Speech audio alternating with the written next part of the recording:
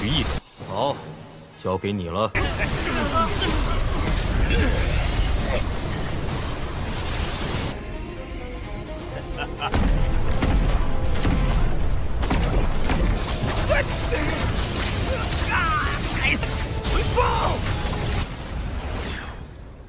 我这不是没事吗？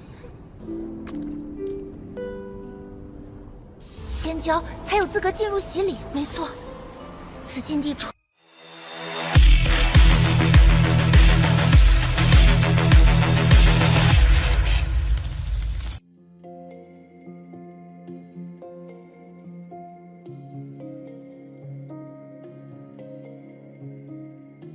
Halo semuanya, selamat datang di Ruang Sinema. Bagaimana kabar kalian semua? Semoga selalu sehat dan baik-baik saja.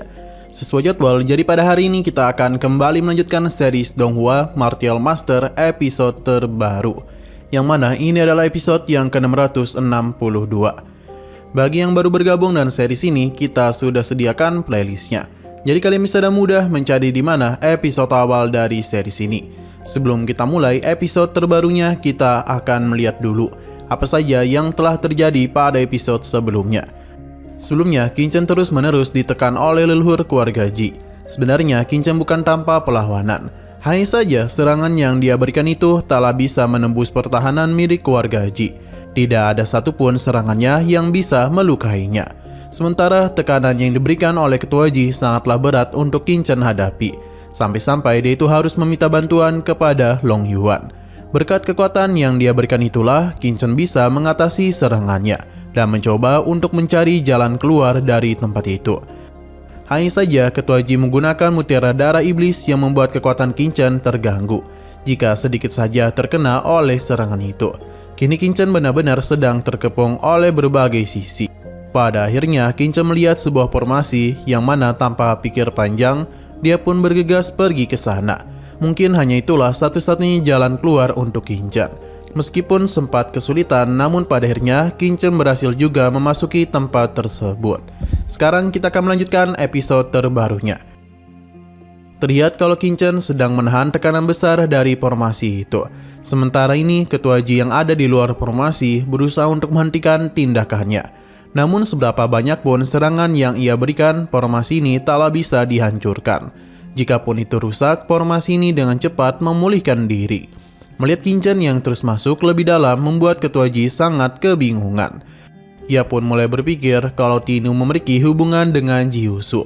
Penyerangan coba lagi dia berikan, tapi hasilnya tetap sama saja. Tidak ada satupun serangannya yang bisa menembus formasi itu. Karena itu benar-benar sangatlah kuat. Saat Jihwa terus mencoba untuk menghentikan Qinchen, Raja Iblis dalam dirinya meminta untuk berhenti. Karena bagaimanapun ia saatlah menginginkan tubuh Qinchen. Jadi Jihwa itu tidaklah boleh melukainya sedikit pun. Jihwa paham, jadi dia akan menyerahkan tubuh Qinchen kepadanya. Karena akan ia jadikan sebagai tubuh baru. Jihwa setuju selama Raja Iblis itu bisa berbagi rahasia dengan dirinya. Raja Iblis memintanya untuk tidak perlu khawatir. Jadi saat jugalah dia pun mulai mengamuk di mana ledakan kekuatan teruslah terjadi di tempat tersebut. Ini merupakan sebuah tanda kalau Raja Iblis sudah keluar dari tubuh Jihwa. Melihat hal itu, para bawahannya segera memberikan hormat dan penyambutan kepadanya. 你我必须一战。好，交给你了。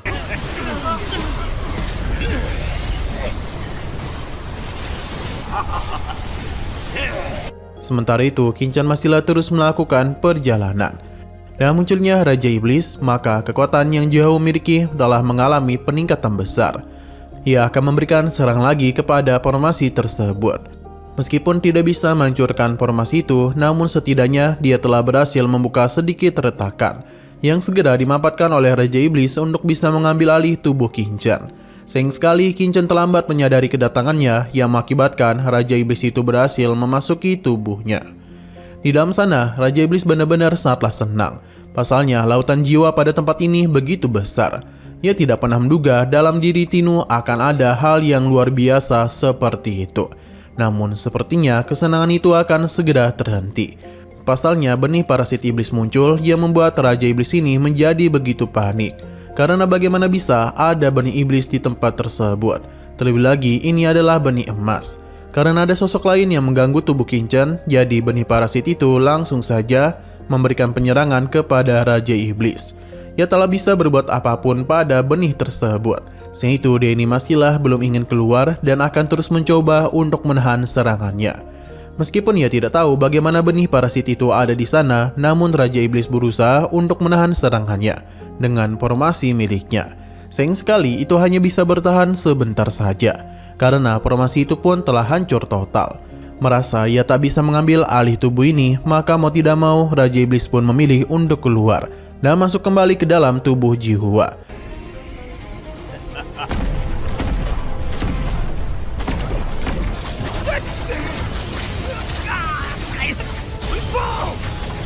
Sambil menahan amarahnya, iblis ini pun memberitahu kalau Qingchen itu memiliki benih parasit.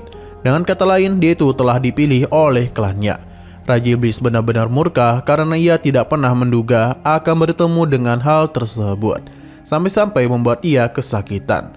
Jihua sendiri ingin melihat akan seberapa lama Qingchen bisa bertahan di dalam tempat tersebut.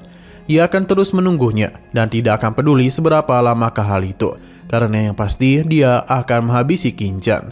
Ketua Jihua juga meminta untuk memperketat penjagaan pada tempat ini. Jika perlu, mereka harus membentuk pertahanan yang kuat, karena ia tidak ingin membiarkannya keluar begitu saja. Selain itu, Ketua Jihua ingin menahan Wen Busang dan yang lainnya. Pasalnya, dia ingin tahu sebenarnya apa yang telah terjadi di dalam sana.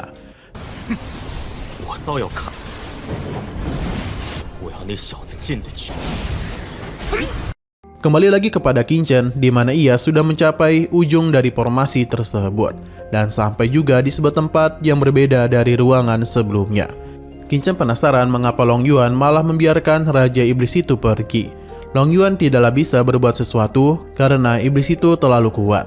Jika keberadaannya sampai diketahui, maka dia takut hal buruk akan mereka terima. Sementara itu, Qingchen masihlah belum tahu mengapa Jisuan menyegel area terlarang milik keluarga Ji. Apakah dia itu telah menemukan sesuatu di dalam sana? Karena tidak tahu apa-apa yang ada di dalam sana, jadi Qingchen pun mengeluarkan Jiruyu. Karena bagaimanapun ia adalah keturunan dari Jiusu. Baru saja keluar, Jiruyu langsung saja memeluk Qingchen. Karena bagaimanapun, sejak tadi Denisa telah mengkhawatirkan kondisinya. Qingchen menenangkannya karena sekarang ia baik-baik saja. Sehingga itu ia ingin Jiruyu melihat apakah dia ini tahu tentang tempat tersebut. Jiruyu sepertinya mengenali tempat ini. Saat ia menyentuh gerbang itu, seketika saja ini mulai bereaksi. Jiruyu pun membenarkan kalau ini adalah area terlarang yang pertama kali ditemukan oleh leluhur pertama keluarga Ji. Hanya para jenius hebat saja yang bisa menerima penyucian dari tempat tersebut. Tapi tempat ini sudah disegel oleh Jiusu setidaknya selama lebih dari 200 tahun. 我这不是没事吗？ 边郊才有资格进入洗礼，没错。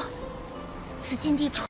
Qingchen pun penasaran apakah dia tahu mengapa Jiusu menyegel tempat ini.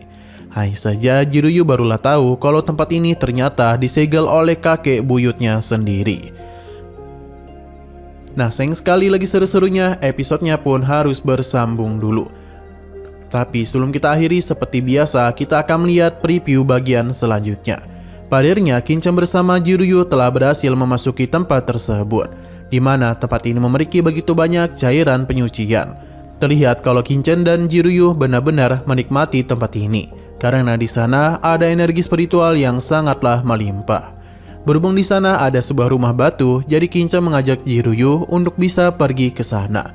Namun di saat melakukan perjalanan itu, ada pusaran air yang mencoba menghentikan mereka. Qingchen hendak menggunakan kekuatan miliknya, namun semua itu taklah bisa ia gunakan.